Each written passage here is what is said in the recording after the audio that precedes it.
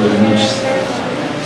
Los hermanos saben que los días sábados venimos haciendo estudios de la palabra y le damos gracias al Señor porque terminamos con la epístola a los Gálatas ya hace casi 20 días. Entonces, hermanos, vamos a los siguientes sábados, si el Señor me permite poder estar acá, hermanos, como continuar con algo que el Señor me ha dado por unos sábados, mientras, si el Señor permite, poder iniciar una carta del Nuevo Testamento que va a ser bien edificante para todos. Es que el Señor nos ayude, me ayude a mí y que podamos recibir su palabra con alegría, hermanos. Entiendan que eres el que conoce nuestras necesidades. Y los hermanos saben que, bueno, el Señor me ha invitado a hablar acerca de aquellos pecados que nosotros permitimos en nuestra vida, que nosotros cobijamos, aún siendo cristianos, los tenemos ahí y a veces no somos conscientes o a veces los ignoramos, ¿no? Pensaba en las tractomulas. No sé si los hermanos han visto que las tractomulas en la parte trasera tienen dos letreros en cada parte, en la parte derecha y en la parte izquierda, que dice: no adelante este vehículo cuando gira a la izquierda, no adelante este vehículo cuando gira a la derecha, porque son puntos ciegos. Y así mismo en nuestra vida nosotros tenemos muchos puntos ciegos en los cuales podemos estar permitiendo cosas que están afectando nuestra comunión con el Señor y también puede más adelante causarnos problemas más grandes. Entonces, que el Señor nos permita por su palabra poder entender esto, ver aquellas zorras pequeñas, tratarlas y arrepentirnos, hermanos, y luchar contra ellas, hermanos. Sabemos que todo pecado es aborrecible delante de la presencia del Señor. Entonces hoy vamos a tratar el pecado del orgullo. Vamos a la epístola de Santiago, capítulo 4. Vamos a ver por la palabra lo que el Señor muestra acerca de este pecado y cómo aún nosotros como cristianos, personas que estamos llamados a ser humildes y como hemos venido escuchando en las enseñanzas del Sermón del Monte, a veces seguimos siendo personas orgullosas, personas arrogantes que Dios mira de lejos, porque la misma Biblia dice que Dios resiste al soberbio. Entonces vamos a leer Santiago capítulo 4 desde el versículo 1 al versículo 10.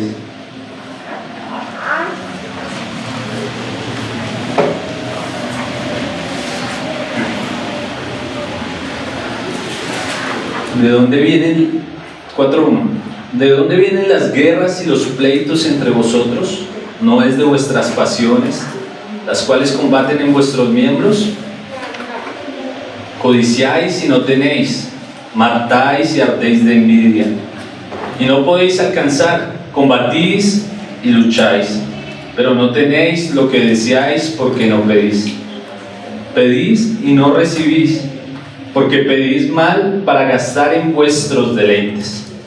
Oh almas adúlteras, ¿no sabéis que la amistad del mundo es enemistad contra Dios? Cualquiera pues que quiera ser amigo del mundo se constituye enemigo de Dios. ¿O pensáis que la Escritura dice en vano: el Espíritu que Él ha hecho morar en nosotros nos anhela celosamente? Pero Él da mayor gracia, por esto dice: Dios resiste a los soberbios y da gracia a los humildes. Someteos pues a Dios, resistid al diablo y huirá de vosotros. Acercaos a Dios y Él se acercará a vosotros. Pecadores, limpiad las manos, y vosotros los de doble ánimo, purificad vuestros corazones. Afligíos y lamentad, y llorad, vuestra risa se convierta en lloro y vuestro gozo en tristeza. Humillaos delante del Señor, y Él os exaltará. Entonces, hermanos, nosotros, viendo el contexto de la carta de Santiago, y bueno, yo leyendo personalmente me he dado cuenta de que muchos de esos pecados de los que he hablado y otros que cobijamos en nuestra vida, Santiago los trata. Vemos que Santiago tiene muchos paralelismos con el Sermón del Monte, con lo que hemos venido estudiando los domingos, hermanos. Vemos que hay muchos asuntos que Santiago... El Señor Jesús también trató allí en los capítulos 6, 5, 6 y 7 de Mateo. Entonces son asuntos que son prácticos para nuestra vida, ¿no? O sea, Santiago no se enfoca en una enseñanza tan doctrinal, sino más en la vida de los que han creído. Y él está hablando a los creyentes judíos que habían sido esparcidos por causa, algunos dicen que fue la persecución que surgió luego del martirio de Esteban. Y eran judíos cristianos que habían creído en el Evangelio, personas que habían recibido la fe en el Señor Jesucristo, se habían arrepentido y ahora seguían a Jesús, pero tenían ciertas cosas que aún no eran corregidas en sus vidas. Entonces vamos a ver el pecado del orgullo, hermanos. Santiago le escribe a estos judíos inconversos, hermanos, ahí en el capítulo 4, hablándoles de algo que pareciera que no debería escucharse entre los creyentes, ¿no? Si nosotros vemos que alguna persona tiene pleitos o envidias en su corazón, pues eso es normal entre las personas del mundo, ¿no? Es normal entre los impíos, entre aquellos que no han creído en el Señor Jesús. Pero ahora es triste ver cómo Santiago va a hablar de eso que está en medio de los cristianos, está en medio del pueblo de Dios. Ahí en el capítulo 3, desde el versículo 13, Santiago venía hablándoles de la sabiduría, de que aquellos que se creían sabios y entendidos, pues debían mostrar esa sabiduría, o esa sabiduría debía expresarse de una forma práctica, en una conducta mansa, en una conducta que reflejara humildad, una conducta que fuera semejante a la conducta de Jesucristo. Pero no era así entre ellos. Por eso Santiago les dice que ahí en el 3:14 dice: pero si tenéis celos amargos y contención en vuestro corazón, no os jactéis ni mintáis contra la verdad. Porque si decimos que tenemos la sabiduría del Señor y tenemos esta cosa, pues nos estamos engañando. Y él les dice: esta sabiduría que ustedes creen tener, esta sabiduría es animal, terrenal y es diabólica. Pero no es así la sabiduría que viene del Señor. La sabiduría del Señor es una sabiduría que produce buenos frutos. Más abajo en el 17 del capítulo 3 dice que la sabiduría que viene de Dios es pura, es pacífica, amable, benigna, llena de misericordia y de buenos frutos, sin incertidumbre ni hipocresía. Y el fruto de justicia se siembra en paz para aquellos que hacen paz. Entonces, la sabiduría del mundo es una sabiduría egoísta, pero la sabiduría que viene de Dios es una sabiduría que produce paz, que se refleja en frutos buenos, sin hipocresía. Y vemos que muchos cristianos, muchos de nosotros, vivimos hipócritamente, permitiendo cosas en nuestra vida, ¿no? Como vivíamos el domingo, no con una limpieza de corazón, sino con una vida medio tibia, llena de pecado. Y ahí él les sigue diciendo en el 4:1: ¿de dónde vienen las guerras y los pleitos entre vosotros? ¿No es de vuestras pasiones, las cuales combaten en vuestros miembros? Qué triste que hayan estas guerras en medio de la iglesia de Dios, ¿no? En medio de la vida de los cristianos. Y ahí empezamos a ver algo. Santiago nos dice: ¿de dónde vienen las guerras y pleitos entre vosotros? ¿No es de vuestras pasiones las cuales combaten en vuestros miembros? Y estas guerras o estas pasiones que se levantan en nuestro corazón, ¿por qué se dan? Porque estamos deseando cosas. Más abajo Santiago nos lo va a seguir diciendo. ¿Y cuál es una característica del orgullo, hermanos? El orgullo siempre quiere tener cosas. Siempre quiere ser mejor que los demás, tener más cosas que los demás, poder siempre ensoberbecerse y mirar a los demás por debajo de él. Y eso es lo que está batallando en medio de los creyentes a los que Santiago les escribe. Y ahí en el versículo 2 dice: codiciáis y no tenéis, matáis y ardéis de envidia y no podéis alcanzar, combatís y lucháis, pero no tenéis lo que deseáis porque no pedís. ¿Qué tenían ellos? Tenían codicia. ¿Por qué? Porque no tenían algunas cosas que ellos creían que merecían o creían que eran buenas para sus vidas. Y esta codicia era tan terrible que llegaba al punto de ¿qué? ¿De qué dice Santiago ahí? Matar. Y a veces podemos decir, no era el acto físico del asesinato en sí, sino que recordemos que Santiago conocía las enseñanzas del Señor Jesús. ¿Y qué dice el Señor Jesús? Que si tan solo pensamos mal de un hermano, ya lo hemos matado en nuestro corazón. Muchos de nosotros, tal vez por el orgullo de querer tener, envidiamos a los que el Señor les ha dado, envidiamos a aquellas personas que el Señor tal vez ha prosperado en ciertos aspectos y estamos sintiéndonos envidiosos y fuera de eso tal vez estamos pensando mal de esa persona. Estamos pensando que él no merece eso, yo sí lo merecería. Y lo hemos asesinado en nuestro corazón, con nuestros pensamientos. Qué terrible, ¿no? ¿Cómo puede llegar un cristiano a este punto? Al punto de pensar de esta forma de un hermano. Y es lo que Santiago está tratando. Nosotros estamos en busca de reconocimiento. ¿Y qué es lo que tal vez matamos y ardemos de envidia? Algunos tal vez pueden estar buscando un lugar en la iglesia. Están buscando un puesto de privilegio en el cual se les sea reconocido el trabajo para poder inflar su orgullo y sentirse mejor o superiores que otros. Tal vez otro está deseando una posición económica en la cual ya él no tenga que estar pidiendo por el pan de cada día, sino poder decir, yo ya estoy bien. Así como aquel rico que dijo que había llenado sus graneros y ya él decía, ya no necesito nada más. Ya voy a dedicarme a vivir mi vida y ya. Tal vez alguno está pensando en eso, ¿no? Un orgullo que pueda satisfacer sus necesidades, sus deseos terrenales. Él puede decir, quiero esto, lo tengo, satisfazgo mi orgullo.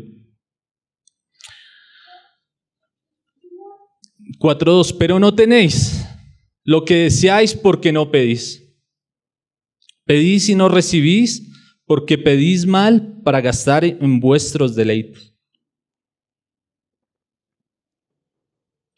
El orgullo nos lleva únicamente a querer satisfacer nuestros deseos mundanos, nuestros placeres, los deleites que son pasajeros. Eso es lo único que quiere satisfacer el orgullo. Y Santiago les dice, ustedes no tienen porque no reciben, porque no piden. Y fuera de eso, cuando piden lo hacen mal, porque solo piden para satisfacer sus propios deleites. Piden para poder inflar más el orgullo en sus vidas. Qué contrario es el orgullo a la humildad, ¿no? La humildad siempre procurará el avance del reino de Dios y el bienestar de los demás. El orgullo no.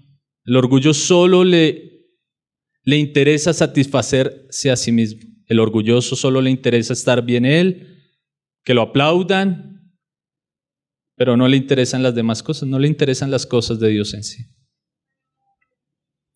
4.4. Oh, almas adúlteras, ¿no sabéis que la amistad del mundo es enemistad contra Dios? Cualquiera pues que quiera ser amigo del mundo se constituye enemigo de Dios. Santiago condena el amor desordenado por las cosas materiales, por las cosas del mundo, por querer satisfacer nuestros deseos egoístas. Y esto él lo llama un adulterio espiritual. Aquellos que viven solo para satisfacer sus deseos egoístas, aumentar su orgullo, se constituyen en enemigos de Dios. Y no es el mundo como tal el lugar en el que vivimos, no, sino aquel sistema que se opone a Dios, aquel sistema que no le importan las cosas de Dios, aquel sistema que vive únicamente para su propia complacencia. 4.5. ¿O pensáis que la Escritura dice en vano, el Espíritu que Él ha hecho morar en nosotros nos anhela celosamente? Bueno, algunos dicen que este pasaje es bien difícil de interpretar por causa de que Santiago está citando una escritura, pero en el Antiguo Testamento no encontramos esa escritura como tal. Entonces algunos dicen, para solucionar esta dificultad, no podemos ver que Santiago no está citando una escritura literal, pero sí está citando un concepto que podemos encontrar en el Antiguo Testamento. ¿Cuál es ese concepto? Que Dios ha hecho morar su Espíritu en nuestras vidas. Parte de lo que se conoce como el nuevo pacto o algo que ocurre en el momento del nuevo nacimiento es que el Espíritu de Dios viene a morar en nosotros. Y eso está registrado en el libro de Ezequiel, ¿no? Donde allá se nos dice que se nos será cambiado el corazón de piedra por un corazón de carne y que Dios mismo derramaría su Espíritu en nosotros para que more dentro de nosotros. Entonces es un concepto que está en el Antiguo Testamento. Y también que Dios cela a su pueblo, Dios nos desea celosamente. Vemos cómo Dios es celoso con su pueblo. Vemos cómo el Señor le decía al pueblo de Israel que no adoraran otros dioses, porque Él era Jehová fuerte y celoso. Y asimismo en el cristiano, el Señor ha hecho morar su Espíritu en nuestras vidas y Él desea celosamente que nosotros le sirvamos únicamente a Él. Pero ¿qué es lo triste? Lo triste es que nosotros nos hemos olvidado de eso y ahora hemos hecho de nuestros deseos nuestro propio Dios. Y así contristamos al Espíritu Santo. Y eso es idolatría, hermanos. 4:6. Pero Él da mayor gracia. Por esto dice, Dios resiste a los soberbios y da gracia a los humildes.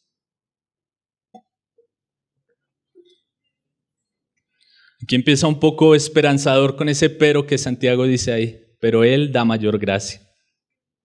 Los peros siempre nos dan como una esperanza, ¿no? Y acá nos muestra cómo el Señor nos da esa gracia por medio del Espíritu Santo para que nosotros podamos vencer estas malas conductas, para que nosotros podamos vencer estos pecados que nos alejan de la comunión plena con Dios, esos pecados que nos impiden avanzar como creyentes.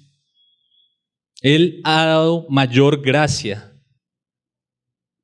Y ahí dice Santiago, por esto dice, Dios resiste a los soberbios y da gracia a los humildes. Esa gracia que Dios da va a obrar solo en aquellas personas que tienen un corazón humilde, no en los soberbios. Y es ahí donde vamos a empezar a ver este tema del orgullo, el pecado del orgullo. La esperanza es para aquellos que se someten a Dios, para aquellos que están deseosos de que Dios obre en sus vidas. Pero para el orgulloso no. El orgulloso va a seguir andando en su camino de destrucción. Dios resiste al orgulloso. Santiago está citando un versículo que se encuentra en Proverbios, creo que es Proverbios 3:34, donde dice que el Señor resiste al escarnecedor y Él le va a dar gracia a los humildes. Y aquí empezamos a ver que el orgullo es un pecado abominable por Dios. Dios aborrece el orgullo porque el orgullo es la antítesis de su persona, la antítesis de la humildad. El orgullo, nosotros lo podemos ver en el Antiguo Testamento como fue uno de los pecados por los cuales Satanás fue expulsado del cielo, ¿no? Él quiso hacerse semejante a Dios. Su corazón se llenó de orgullo. Él creía que merecía una mejor posición. El orgullo que Satanás expresó allí en el monte santo de Dios fue el mismo orgullo que pasó a formar parte de la vida del hombre, de Adán. Y ese orgullo está ahora en nuestras vidas. Y Dios aborrece este pecado del orgullo, hermanos. Y a veces nosotros podemos decir, sí, yo soy orgulloso, pero no hacemos nada para batallar con este pecado, hermanos. Dios aborrece el orgullo, hermanos, porque el orgullo ha sido causa, primero, de grandes divisiones a lo largo de la historia de la iglesia, a lo largo de la historia de su pueblo. También el orgullo ha destruido familias, el orgullo ha destruido amistades.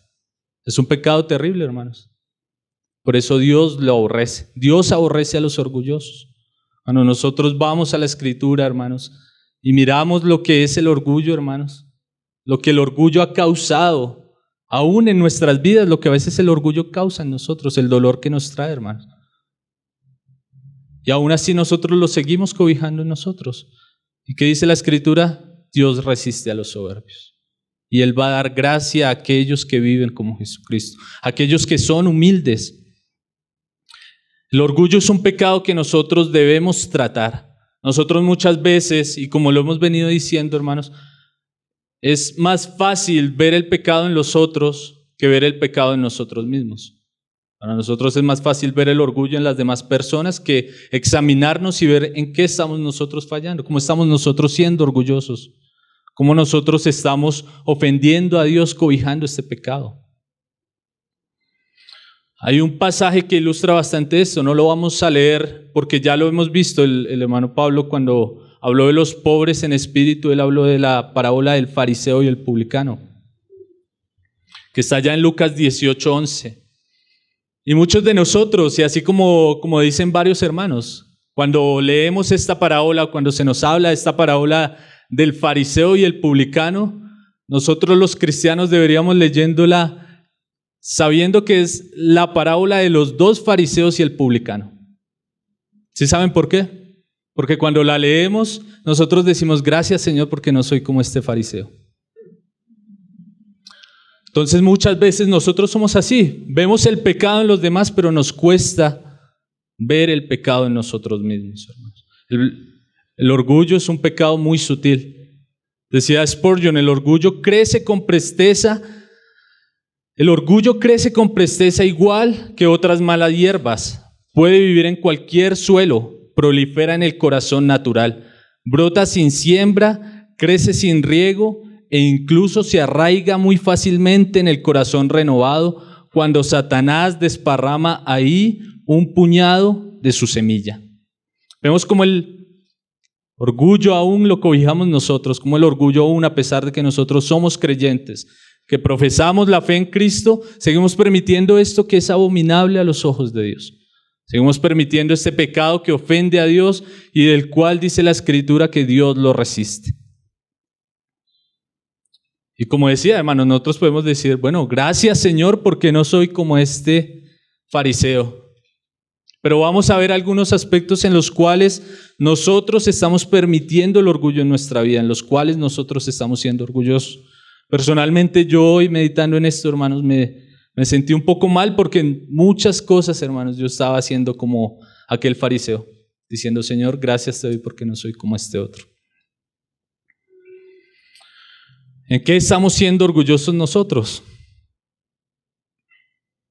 Hay 4 aspectos del orgullo en la vida del creyente que Jerry Bryce trata en su libro, hermanos. Y el primer aspecto que él habla es el orgullo moral. ¿Y qué es esto del orgullo moral?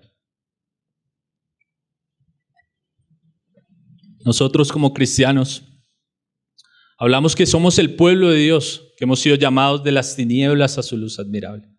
Somos personas regeneradas que ya no practicamos el pecado como de una forma habitual, no aquellos pecados escandalosos. El Señor nos ha rescatado de esa vida vana. Pero ahora nosotros nos creemos mejor que los pecadores que están en el mundo. Ahí en el versículo 9 de Lucas 18, no vamos a ir, solo voy a citarlo, que el Señor decía, a unos que confiaban en sí mismos como justos y menospreciaban a los otros. Dijo también esta parábola. Y ahí ya el Señor cuenta la parábola de aquel fariseo. ¿Cuántos de nosotros somos así? Confiamos en nosotros mismos como justos. Creemos que nuestra moralidad es una moralidad muy alta. Despreciamos a aquellas personas que tienen unas conductas pecaminosas reprochables. Pero estamos siendo como este fariseo. Estamos viviendo unas vidas de creernos mejor que las demás personas, hermanos. Y aquí puede haber algo, ¿no? Porque nosotros como cristianos estamos llamados a condenar el pecado del mundo. Y por amor lo hacemos. Por amor nosotros debemos decirle a las personas que están fallando en ciertas cosas. Pero ¿cuál es nuestra intención al hacerlo? ¿Qué es lo que nosotros tenemos en nuestro corazón cuando vamos a decirle a una persona, hablarle de su pecado para que el Señor pueda convencerla y él pueda arrepentirse y buscar la salvación en Cristo? ¿Cuál es nuestra intención? ¿Qué es lo que nosotros tenemos en nuestro corazón? Tenemos en nuestro corazón que el Señor pueda obrar en ellos y ellos se puedan arrepentir, y así como nosotros fuimos sacados de el lodo, de ese fango de tinieblas, ellos también puedan ser sacados? ¿O lo hacemos únicamente para decir, yo soy mejor que usted? Y a veces hablamos de las personas que están en conductas morales reprochables como, mire ese tan terrible, ese es un borracho terrible. Mire ese otro, ese ni siquiera tiene salvación. Así llegamos a pensar nosotros, hermanos, creyéndonos más justos que los demás. Y ahí estamos siendo orgullosos. ¿Y cómo éramos nosotros antes de conocer del Señor? ¿No éramos iguales o no éramos peores? Entonces, ¿por qué nos enorgullecemos de esto, hermanos? ¿Por qué seguimos confiando en nosotros como justos si nosotros somos lo que somos por la gracia de Dios, hermanos? Nuestra salvación no tiene un mérito de que nosotros hayamos dicho, ay Señor, mira cómo yo dejé cierto pecado y yo ahora te sigo, ¿no, hermanos? Si estamos aquí es por la gracia del Señor. Entonces, ¿por qué nosotros a veces miramos a los pecadores con desprecio? ¿Por qué nosotros nos comportamos de esta forma? ¿No estamos siendo como el fariseo? Diciendo, Señor, gracias te doy porque ya no soy como este borracho. Gracias te doy, Señor, porque ya no soy como este hombre que le pega a su esposa. Hermanos, ¿y cómo éramos nosotros antes de conocer al Señor? ¿No éramos peores? ¿No éramos iguales? Y despreciamos a las personas, hermanos. Y ese es un aspecto en el cual nosotros como creyentes estamos siendo orgullosos, hermanos. Y a veces yo mismo lo he encontrado en mi vida. A veces digo, pero este sí, veo la dureza de su corazón y digo, no, el Señor no va a poder, hermano. ¿Y cómo era mi corazón de duro? ¿Cuántas veces no me hablaron del Señor y yo rechacé, me burlé, hablaba mal de los cristianos y el Señor tuvo misericordia, hermano? Y ahora pareciera que si la salvación dependiera de nosotros, hermanos, nadie se salvaría. Estamos siendo orgullosos, estamos siendo como este fariseo. Nuestra intención al hablarle a una persona de su pecado debe estar que el Señor Jesús pueda obrar en él, hermano. Si no está eso en nuestro corazón, hermanos, ni hablemos. Si lo único que queremos es, mire, yo ya no soy el que era antes, enorgullecerme o jactarme de lo que el Señor ha hecho en mi vida, hermanos, es mejor que nos callemos.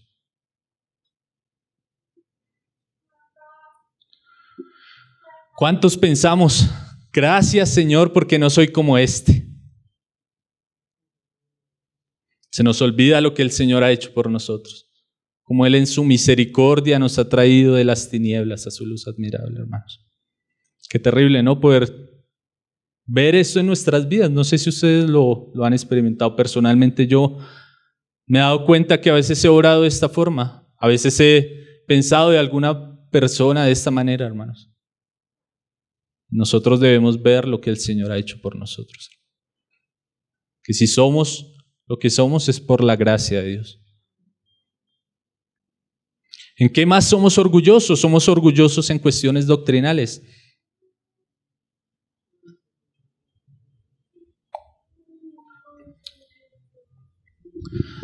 ¿Cuántos cristianos o cuántos de nosotros nos podemos enorgullecer de decir que tenemos la doctrina correcta?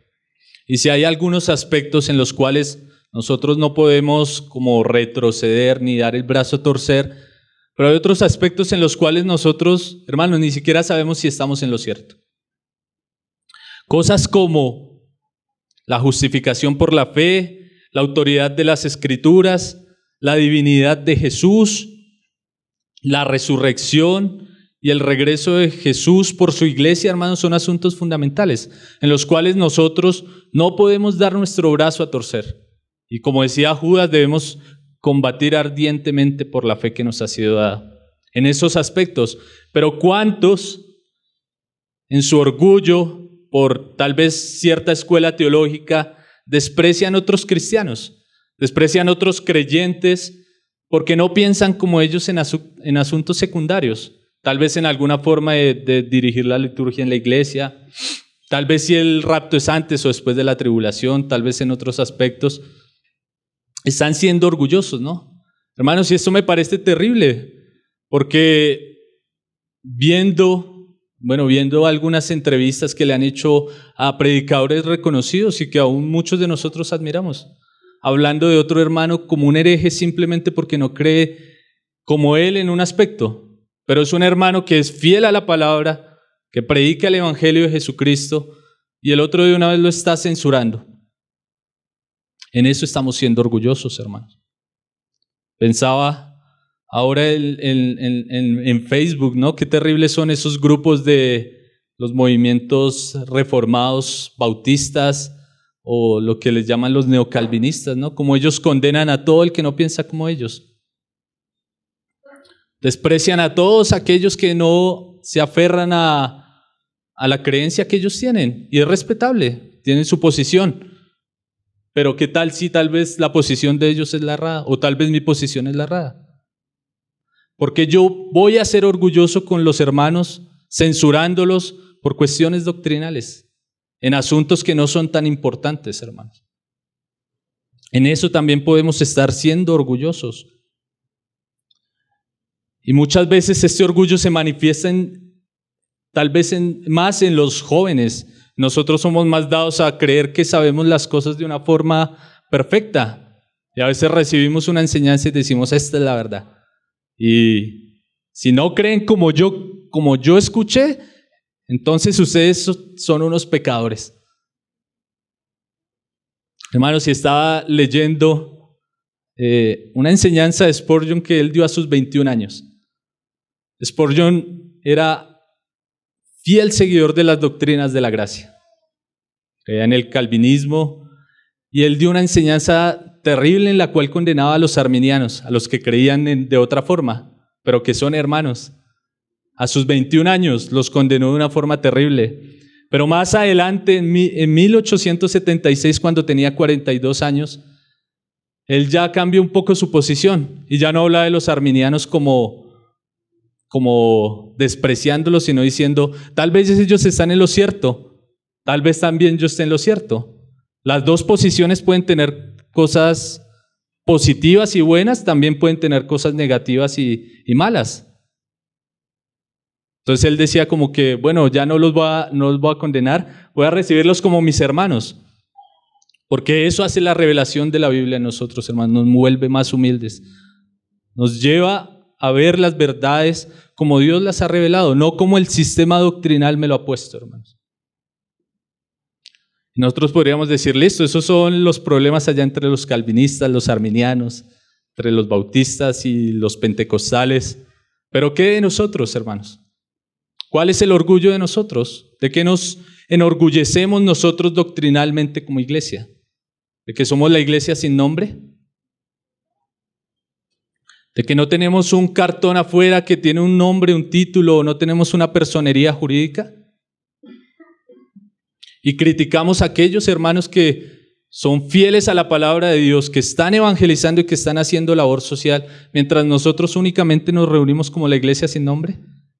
¿Y creemos que por eso somos más santos o Dios nos aprueba más?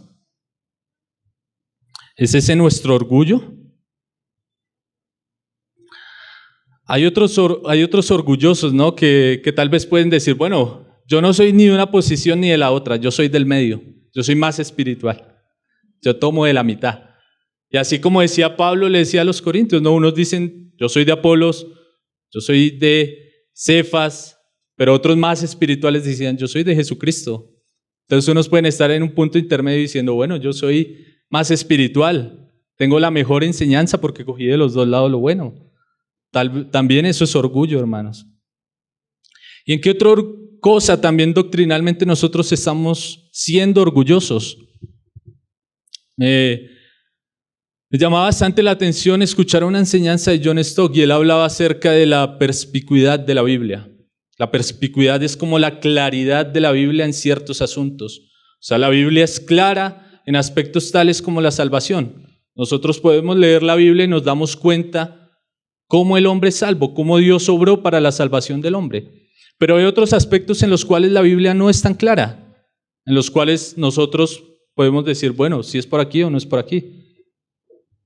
Y decía John Stott, hablando de Pedro, citando al apóstol Pablo. Él decía, el apóstol Pedro, en su segunda carta, él decía, el amado hermano Pablo escribió cosas muy profundas, pero también muy difíciles de comprender. Y John Stott decía, si para un apóstol le era difícil comprender a otro apóstol, a veces nosotros no somos muy humildes cuando creemos que comprendemos todas las doctrinas de la Biblia. A veces somos orgullosos en ese sentido, hermanos. Algo de lo que yo más he aprendido estudiando es que cuando me pregunten algo y no lo sepas, aprender a decir no lo sé. Voy a estudiarlo mejor, a empezar a decir un poco de cosas que tal vez... Y eso es orgullo, hermanos, y eso a veces está en nosotros, el querer responder todas las cosas. Queremos ser sabios en todo lo que la Biblia dice, y a veces hay cosas que no entendemos muy bien. Aún Pedro decía que no entendía a Pablo muy bien en algunos aspectos, ¿no? Y hay cosas que son muy claras y que debemos comprenderlas bien, ¿no? Por eso hablaba de, la Biblia es clara en cuanto a la salvación, la Biblia es clara en todos esos asuntos que son importantes para nuestra vida cristiana, hermanos. Pero hay otros aspectos en los cuales no es tan clara. No sabemos si el arrebatamiento va a ser antes o después de la tribulación. Vemos en la Biblia las dos posturas. No sabemos si el hombre es tripartita o bipartita. Las dos están en la Biblia. Y yo no voy a censurar al otro hermano y decir, este es un hereje porque no cree de la forma en la que yo creo. En eso estamos siendo orgullosos. Y en eso se ve bastante, o eso es lo que vemos bastante en los grupos de Facebook, hermano. Y es terrible. Es terrible ver cómo hermanos se desprecian unos a los otros. Y a veces despreciamos personas que son fieles y que aún hacen más por el reino de Dios que nosotros, hermano. Aún creyendo nosotros que tenemos la doctrina correcta en todos los asuntos, ¿no?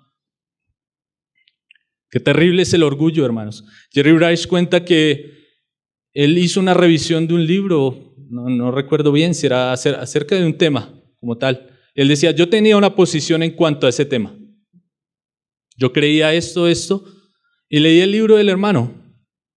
Y dijo, y me preguntaron que qué tal. Él dijo, les respondí, no estoy de acuerdo con él en esto. Porque tal vez cuando llegué al cielo el que estaba equivocado era yo, o el que estaba equivocado era él. Pero no me atreví a decir, está equivocado él en esto. Porque eso sería enorgullecerme y decir como, yo tengo la razón en este aspecto. Un aspecto que no es tan fundamental, hermano. Entonces en eso nosotros estamos siendo orgullosos. ¿En qué más podemos ser orgullosos?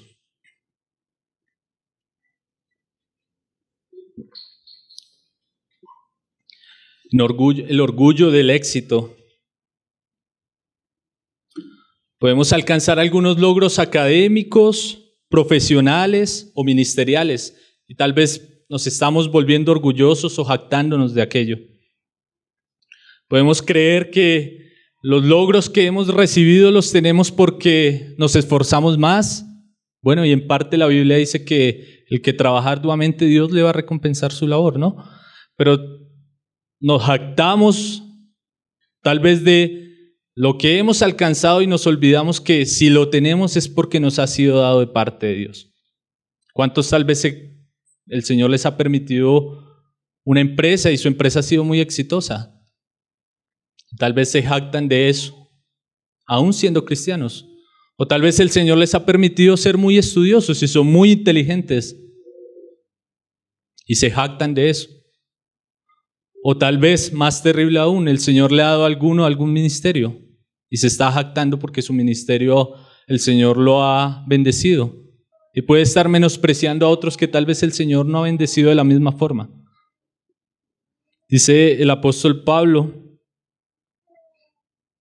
ahí en 1 Corintios 4:7, ¿por qué? ¿Quién te distingue? ¿O qué tienes que no hayas recibido? Y si lo recibiste, ¿por qué te glorías como si no lo hubieras recibido? Podemos pensar que tal vez son nuestras habilidades.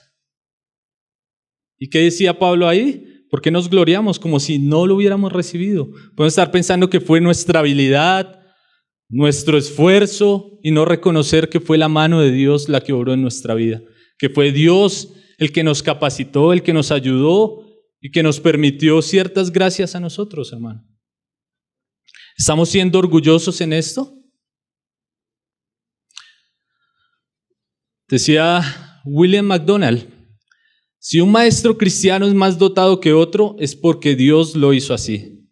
Todo lo que tenga lo ha recibido del Señor. De hecho, así es de cada uno de nosotros. Todo lo que tenemos nos ha sido dado por Dios. Siendo así, ¿por qué deberíamos ser orgullosos o envanecernos? Nuestros talentos y dones no son resultado de nuestra propia inteligencia. Hermanos, ¿por qué nos jactamos de aquellas cosas? ¿Por qué nos jactamos tal vez de lo que el Señor está haciendo en nosotros, hermano? Como si no lo hubiéramos recibido. ¿Por qué menospreciamos a los otros? Tal vez porque no son, el Señor no les ha dado las habilidades que nos ha dado a nosotros. O aún más, algunos que tienen las habilidades, lo único que quieren es despertar la envidia en los demás. Como decir, míreme, yo soy mejor. Eso es orgullo, hermanos. Y Dios resiste a los soberbios. El orgullo de tener un espíritu independiente. Aquí es algo que también el Señor debe tratar en muchos de nosotros, hermanos. Proverbios 3:7 dice, no seas sabio en tu propia opinión, teme a Jehová y apártate del mal. ¿Cuántos en su orgullo por creer que son muy espirituales, que tal vez no necesitan de la iglesia, se apartan y viven sus vidas solitarios? ¿No es eso un orgullo? O tal vez algunos dicen, no, yo no necesito ser pastoreado. Y no nos acercamos a algunos hermanos para que nos puedan aconsejar, para que nos puedan ayudar también en nuestras luchas. Y por causa de ese orgullo, a veces llevamos las aflicciones solos y nos enfriamos, nos dolemos. Pero todo, ¿cuál fue la raíz? El orgullo. ¿Por qué? Porque creemos que somos suficientes, somos autosuficientes. Tenemos un espíritu capaz de hacer todas las cosas. A otros, aún en el ministerio, y lo escuchaba esta semana de un hermano que nos hablaba, que se reúne en una congregación y allí en su congregación el pastor hace todas las cosas. El pastor es el que abre el salón, que limpia las sillas, el que predica, que aconseja, y varios hermanos se le acercaron y le dijeron como que él debía buscar ayuda, él debía buscar a alguien que le pudiera colaborar, y el pastor dijo que no lo necesitaba. ¿Cuántos en su orgullo están viviendo así, hermanos? Creyéndose capaces de hacer todas las cosas, hermanos. El orgullo le cuesta delegar. Creemos que las personas no son capaces de hacer las cosas tan bien como yo. Eso es orgullo, y Dios resiste a los orgullosos, hermano. Leía también una revista en Estados Unidos acerca de un pastor cristiano, un hombre muy reconocido que tiene una iglesia, bueno, es una iglesia bien grande, un hombre que predica muy bien, pero es una persona que su carácter ha sido terrible, y algunos han dicho de él que es una persona de mal genio, arrogante y dominante. Y varios han hablado con esta persona,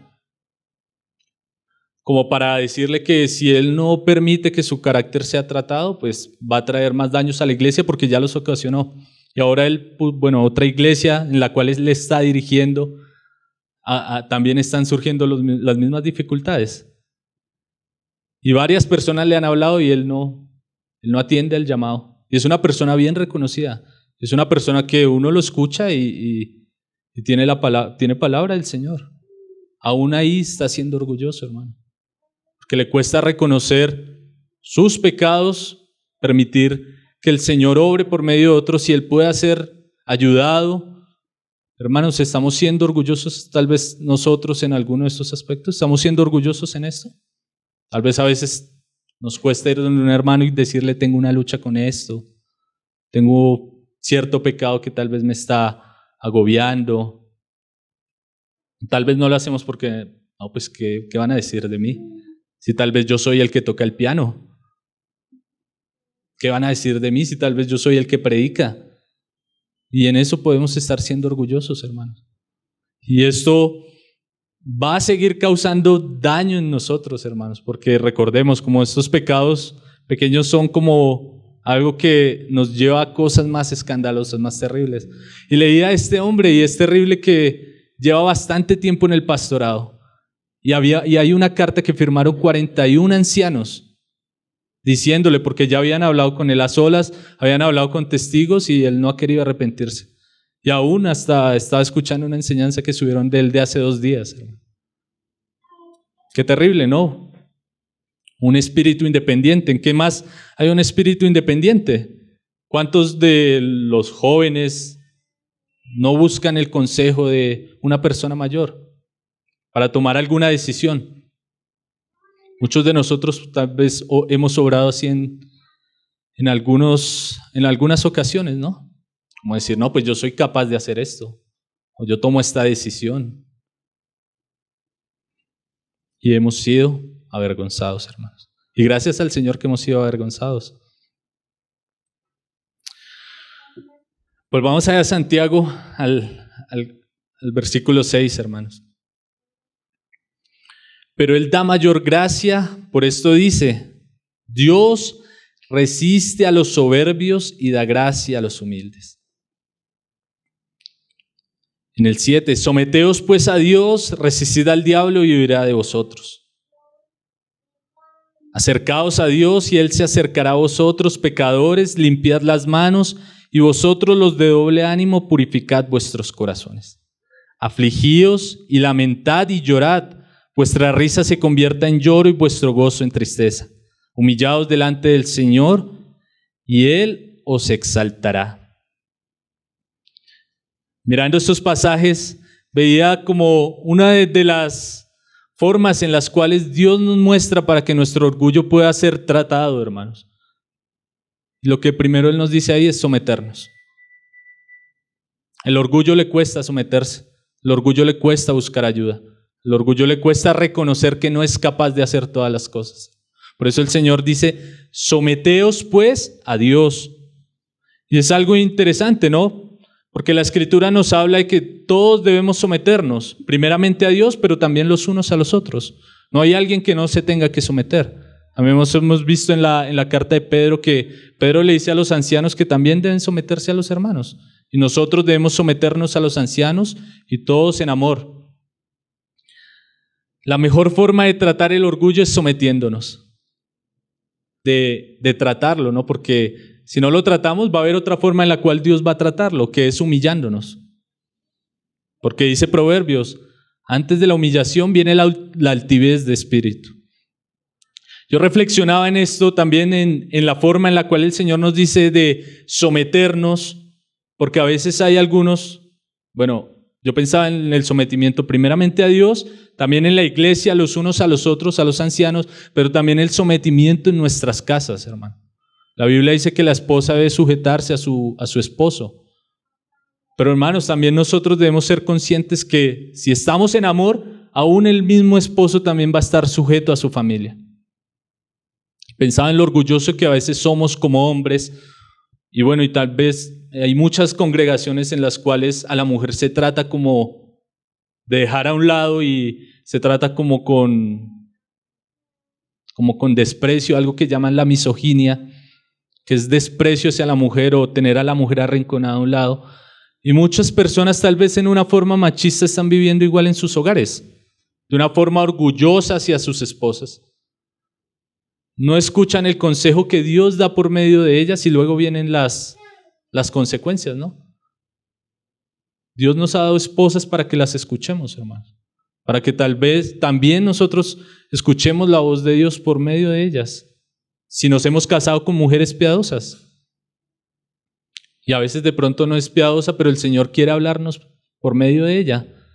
Y parte del orgullo es eso, reconocer que yo soy el sabio, yo soy la persona que tal vez leo más la Biblia o oro más, entonces no me puede venir a hablar una persona que es inferior a mí, entre comillas, ¿no? Y eso es el orgullo, hermanos. Entonces, un aspecto en el cual el Señor nos da para tratar este pecado es el someternos, hermanos, someternos los unos a los otros, someternos a nuestras familias, todos en amor, bajo y también sometiéndonos al Señor, hermanos. Y también otro aspecto que nos da la Escritura es aprender del Señor Jesucristo. El mismo Señor, ahí en Mateo 11:29 dice: llevad mi yugo sobre vosotros y aprended de mí, que soy manso y humilde de corazón, y hallaréis descanso para vuestras almas. Hermanos, nuestro mayor ejemplo de humildad fue el Señor Jesucristo, hermanos. El Señor Jesucristo, siendo en forma de Dios, como lo dice allá en Filipenses, Él no escatimó esa posición, sino que se humilló, se hizo semejante a nosotros y fue a la cruz. Nosotros debemos tomar el ejemplo de nuestro Señor Jesucristo, hermanos. Recordemos cuál fue la actitud de Satanás: subir al cielo, hacerse semejante a Dios. Pero la posición de Dios, ¿cuál fue? Hacerse semejante a nosotros. Eso es humildad. Debemos tratar el pecado del orgullo en nuestras vidas, hermano. No permitir que avance. Obviamente el pecado del orgullo, si nosotros lo vamos a mirar, es muy amplio el tema. Es bastante agotador. Yo no quise tomar tantos aspectos, sino como enfocarme más en lo que nosotros como cristianos estamos tal vez cobijando, en lo cual nosotros estamos siendo orgullosos, hermano, en algunos aspectos. Para terminar, leamos Isaías 66, 1, 2.